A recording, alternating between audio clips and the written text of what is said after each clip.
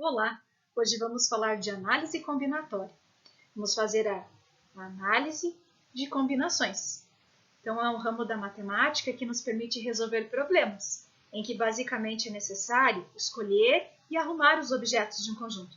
Quando você vai se vestir, você está praticando a análise combinatória. Você abre o seu armário lá e vai fazer a análise do que você tem lá e as combinações possíveis que você pode fazer. A mesma coisa a hora que você for almoçar, você vai combinar alimentos. O que vou almoçar hoje? Estou fazendo a análise combinatória. Vou comer um sanduíche, vou comer um sorvete, quais sabores eu vou escolher? Análise combinatória. Então, sempre essa escolha, essa arrumação de objetos, né? A gente vai começar bem simples, lá com o princípio multiplicativo, com situações bem simples, e depois ele vai aprofundando, ok? Coloquei a imagem aqui nas opções de se vestir. Então, se eu tenho 2 calças e 3 camisas, quais são as possibilidades? Vamos em frente aí, que a nossa primeira situação é essa. Olha lá, falando do princípio multiplicativo, a gente vê esse tipo de situação desde o nosso ensino fundamental 1. A Andrea tem 2 calças, uma preta e uma branca, e 3 camisetas, a vermelha, a amarela e a verde. De quantas maneiras diferentes ela poderá se vestir? Usando uma calça e uma camiseta. Então, eu tenho 2 calças, 3 camisetas. Eu vou ter aqui, esse desenho se chama árvore de possibilidades. Eu ilustrei as possibilidades, certo? Não preciso fazer isso toda vez, até porque vai ter situações que a árvore fica imensa, não cabe nem no nosso papel, dependendo da quantidade de objetos que a gente vai ter que combinar, objetos, números, então fica inviável. Mas aqui fica bom para a gente entender o começo da nossa experiência. Então, se eu colocar a calça preta, eu vou ter 3 opções de combinação. Vou ter 3 combinações diferentes com a calça preta, a mesma coisa com a branca. Então, analisando, são 2 calças e 3 camisetas. No final, 6 possibilidades. Então, eu tenho 6 possibilidades de me vestir, ou melhor, a Andrea aí, né? De se vestir. Utilizei apenas o princípio multiplicativo. 2 calças, 3 camisetas. Ok? Mais uma situação. Olha lá. 3 estradas, A, B e C, conduzem ao topo de um morro. De quantos modos diferentes a pessoa pode subir e descer? Então, eu vou fazer as possibilidades porque são poucas. Ela vai subir e depois ela vai descer. Para subir, ela pode ir por A, por B ou por C. Para descer, como ele não colocou nenhuma restrição, posso subir por A e descer por A. Subir por A e descer por B.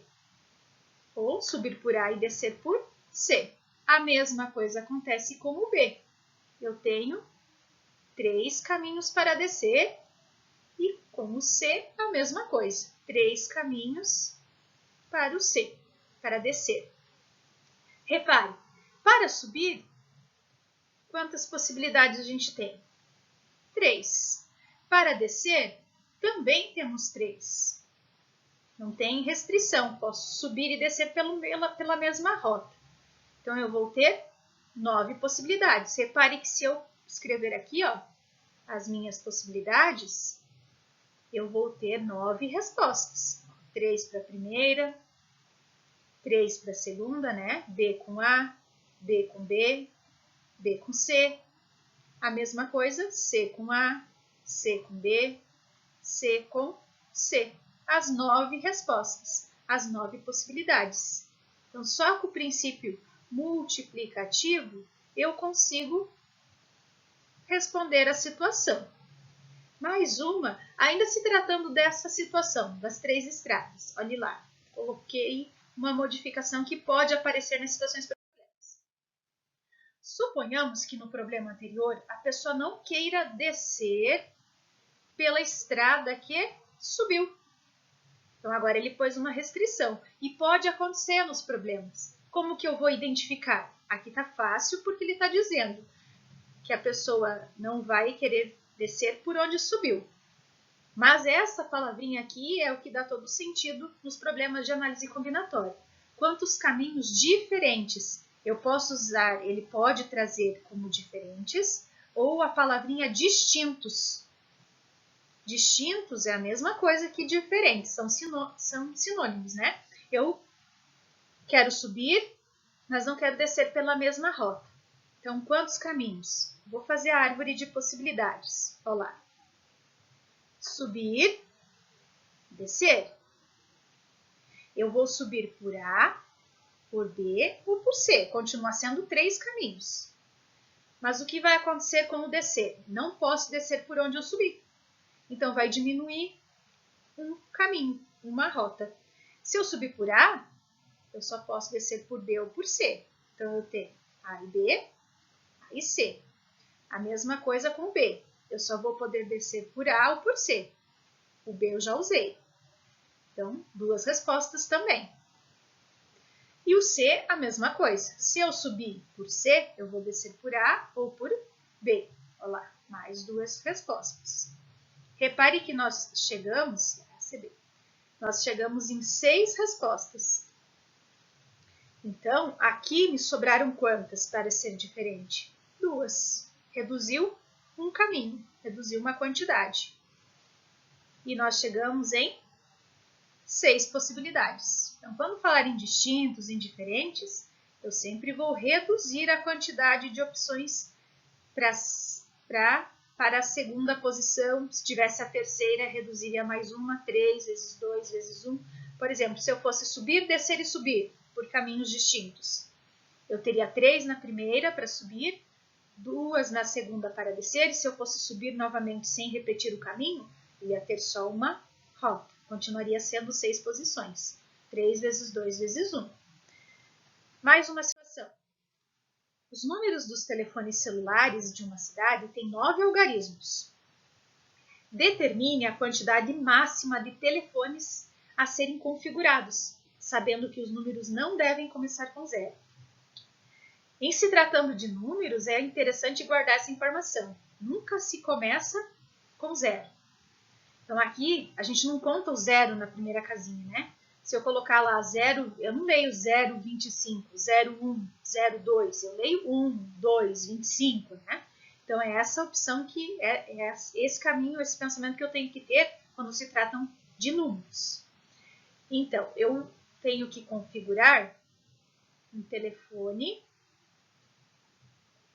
que tenha 9 posições, 9 algarismos. Ele vai ter que ser composto por 9 números.